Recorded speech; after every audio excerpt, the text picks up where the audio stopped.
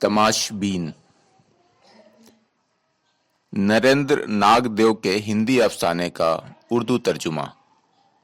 मुतरजिम हैदर जाफरी सैयद। गली में रजनीगंधा की थकी ख्वाबनाक सी खुशबू फैली हुई थी। पता नहीं किस नाम के जर्द फूल झड़े थे। मशरकी आसमान पर फैली सुर्खी के सामने टावर की स्याह परछाई थी, जैसे हम बचपन में सिनेमा के पर्दे के आगे हाथ उठाकर उसकी परछाई देखते थे। वो मार्च की एक सुबह थी जब जेन मर गई। उस दोपहर को हवा हमारे साथ साथ दौड़ती सेमेट्री तक आई थी। रास्ते के पेड़ पौधों से कहती जा रही थी, पता है इस गाड़ी में जेन को ले जा रहे हैं। झड़े पत्तों की गिनती करता सिमेट्री का गेट, हमें अपनी छांव में बुलाते पेड़, दीवार पर बैठे कबूतर, इधर उधर उग आई झाड़ियां, सब पास आकर गड्ढे में झुक झुक कर देख रहे थे, पूछ रहे थे कितना गहरा खोद रहे हो पार्टनर दफनाने के लिए। बाद में एक दिन जब कब्र पक्की बनवाकर हमने उस पर एक बड़ा खूबसूरत संगमरमर का कतबा लगवाया, तब एतवार की बूढ़ी अनपढ़ धूप उसे सहलाते हुए लगातार पूछ रही थी, अरे जाकर कोई पढ़ तो आओ, इस पर क्या लिखा है? विलादत वफात के साल लिखे हैं क्या? क्या कल 20 साल की थी? मैं उन दिनों किसका सोग मना रहा था, जेन का या अपना? किसी के गुजरने से इस बात का तो अफसोस होता है ताकि अपनी जिंदगी में कितना गरहन लग गया, इसी गरहन के तनासुब से उसका घाव लगता है। दुख शायद अपने लिए होता है। उन दिनों रोज शाम होने पर फवारा खुद मुझे आवाज देकर बुला लेता था। उसमें एक मुजस्समा लगा होता था जिसके नाकूस से पानी गिरता था और रंगीन फुहारों की बौछार होती थी। मुजस्समा मुझसे पूछता था कि तुम बोर हो रहे हो तो मेरी जल धाराओं को क्यों नहीं गिनते बैठे बैठे? 1 2 3 4। मैं जल धाराओं की गिनती करते करते न जाने कब यह गिनने लगता कि जेन को गुजरे कितने दिन बीत गए। अजीब अकेले दिन थे। हर इतवार की सुबह कैलेंडर फड़फड़ाता मेरे पास आकर कहता था, सर फूल आ गए हैं, उठिए। मैं हर इतवार की सुबह को उसकी कब्र पर फूल रखाता था। शुरू के दिनों में तो यह फूल रखने का सिलसिला बाकायदगी से चला, लेकिन मैंने बाद में महसूस किया कि मुझे सुस्ती महसूस होने लगी है। धीरे धीरे जेन से वाबस्ता चीजें भी एक के बाद दीगरे मिटती जा रही थीं। एक दिन म्यूनिसिपैलिटी वालों ने जर्द फूलों का वो पता नहीं किस नाम का पेड़ काट दिया था जिसे वो अस्पताल की खिड़की से देखा करती थी। जिस केमिस्ट से हम दवा लेते थे उसकी दुकान नहीं चली, अब वहां कोई शोरूम खुल गया है। और अस्पताल से भी पहले के दिनों में जब जेन फवारे पर आकर बैठती थी, तब उसने वहां धूल से कोई तस्वीर बनाई थी उंगली से। वो तस्वीर तो उस शाम मिट गई। यह उस वक्त की बात है जब उसे बीमारी की पहली इत्तला मिली थी। उसी दिन उसने घबरा कर मुझे जो फोन किया था उसका भी अब क्या सबूत है? वो तो महज आवाजें थीं जो तरंगों में बदलकर उसी वक्त हवा में तहलील हो गई होंगी। फिर एक दिन उसका कब्र पर लगा वो संगमरमर का कतबा भी नहीं रहा। हुआ यह कि मैं 3 महीनों के लिए बाहर गया था। लौट कर आया तो देखा कि सेमेट्री के सामने वाला रास्ता चौड़ा कर दिया गया है। जेन की कब्र बिल्कुल किनारे होने की वजह से रास्ते की चौड़ाई में चली गई थी। लेकिन सर, यहाँ जेन की कब्र थी। मैं भागते हुए टाउन प्लानिंग के दफ्तर पहुंचा और अफसर से कहा। वो बहुत बेरुखी से पेश आया। तो हम क्या करें, रास्ते की चौड़ाई कम कर देते क्या?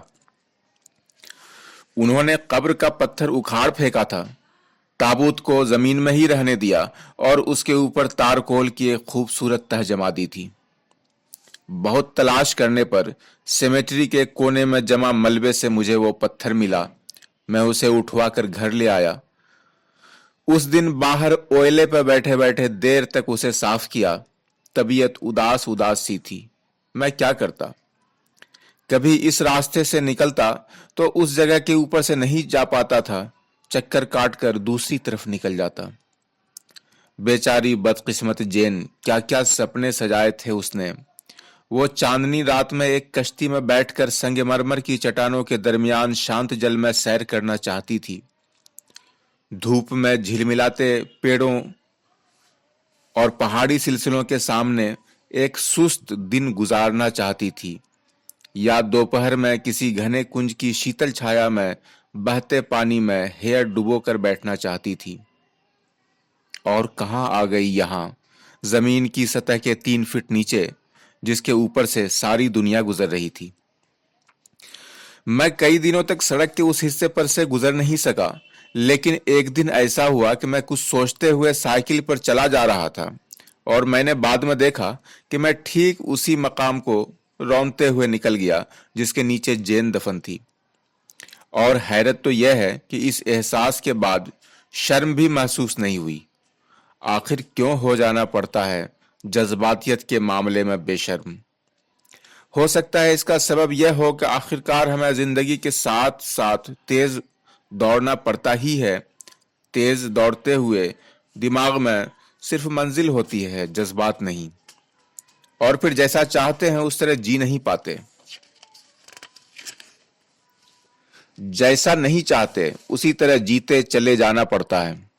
इस तमाम तड़प के दरमियान दूसरे का दर्द आखिर कितनी देर मन में ठहरेगा। वो कब्र वाला कतबा अभी घर के बाहर ओयले पर पड़े पड़े गर्द आलूद होने लगा। एक दिन मैंने उसके निचले हिस्से का साफ टुकड़ा कटवा कर उसे अपने नाम की प्लेट बनवाने के लिए दे दिया। मैं उसे अपने दरवाजे पर लगवाना चाहता था, लेकिन मैंने इस बात का ख्याल रखा कि कतबे पर जेन की तफसील वाला हिस्सा न कटे। ऐसा करना मुझे कुछ काबिल एतराज नहीं लगा, न ही कोई एहसास जुर्म बेदार हुआ। यानी लोग जब मेरी इस नेम प्लेट की तारीफ करते थे तो मेरे अंदर कोई परछाई तंज से मुझ पर हंसती नहीं थी। न मैंने किसी के सामने यह एतराफ करने की जरूरत महसूस की कि मैंने ऐसा किया है। और एतराफ क्या करता, मैंने कोई गुनाह किया था क्या? आखिरकार अपने छोटे छोटे सुख दूसरों के दर्द पर हावी तो होते ही हैं। जैसे एक बार की बात है, हम ट्रेन में जा रहे थे। रास्ते में एक देहाती शख्स चढ़ा। उसने एक पीतल के कमंडल जैसी चीज मेरी सीट पर रख दी। मुझे बहुत गुस्सा आया। मैंने उसे उठाकर नीचे रख दिया। गर्मियों के दिन थे। उस कमंडल पर पैर रखा तो ठंडा ठंडा लगा। कुछ देर बाद यह हुआ कि इस खुशगवार एहसास से गुजरने के लिए सब ही बारी बारी से उस पर पैर रखने लगे। क्या है इसमें? मैंने उस शख्स से पूछा। माँ की अस्थियां हैं, हरिद्वार लेके जा रहा हूं गंगा की नजर करने, उसने जवाब दिया। मैंने देखा कि इस बात का पता चलने के बावजूद लोगों की यकायक इस कमंडल पर से पैर उठाने की तबीयत न हुई। नेम प्लेट कटवाने के बाद कतबे का बाकी हिस्सा बाहर रखा रहा। उन दिनों मेरे घर के सामने रास्ता के ऐन वस्त में एक छोटी सी गंदे पानी की नाली बहती थी। लोगों को, खुसूसन साइकिल वालों को, उससे बहुत दिक्कत होती थी। एक रात तारीकी में वहां कोई शख्स मुंह के बल गिर पड़ा। मुझे पता नहीं, मैं सो रहा था। भीड़ इकट्ठी होने लगी। ऐसे में ही कुछ पुरजोश लोगों ने वो जेन वाला पत्थर उठाकर नाली पर रख दिया। मैंने सुबह देखा था और देखा था कि मोहल्ले के लोग इत्मीनान से उस पत्थर पर से चले जा रहे हैं, उसे अपने पैरों तले रौंदते हुए। कुछ दिनों तक मैं उसे बचाकर नाली को छलांग लगाकर पार करता रहा, लेकिन एक रात मैं थका था, छलांग लगाने को जी नहीं चाहा, तो उसी पर पैर रखकर पार कर गया। एक दिन जेन का भाई मिला। हम कोई आधे घंटे बातें करते रहे, लेकिन इस बातचीत के दौरान एक बार भी जेन का जिक्र नहीं आया। पता नहीं, वैसी जरूरत ही महसूस नहीं हुई। उस दिन जेन को दफनाने के बाद यही भाई गम से निढाल मेरा सहारा लेकर चल रहा था और कह रहा था कि मालूम है, जब जेन छोटी थी तब रे को लाम कहती थी। सारा मोहल्ला खिलखिलाकर हंसता था कि ये लड़की रेल को लेल कहती है। याद करते करते यह रोते रोते हंसने लगा था या शायद हंसते हंसते रोने लगा हो। तब हम नदी के पुल पर से गुजर रहे थे। मुझे याद आया था कि कार्तिक में वहां एक मेला लगता है जिसमें लोग दिए जलाकर नदी में बहाते हैं। यह एक दिया डगमगाता हुआ और जलता हुआ कुछ दूर की सतह पर चला और फिर डूबकर ओझल हो गया, और जिस लहर ने यह देखा था वो भी नहीं रही। फिर एक दूसरा दिया कुछ आगे तक गया और वो भी ओझल हो गया। ऐसा ही तो होता है। तो एक दिन क्या हुआ कि एक भारी गाड़ी ने उसी नाली पर से निकलने की कोशिश में उस पत्थर के कई टुकड़े कर दिए। कुछ तो उसी वक्त कीचड़ में दब गए और बाकी टुकड़े बच्चे इधर उधर ले गए।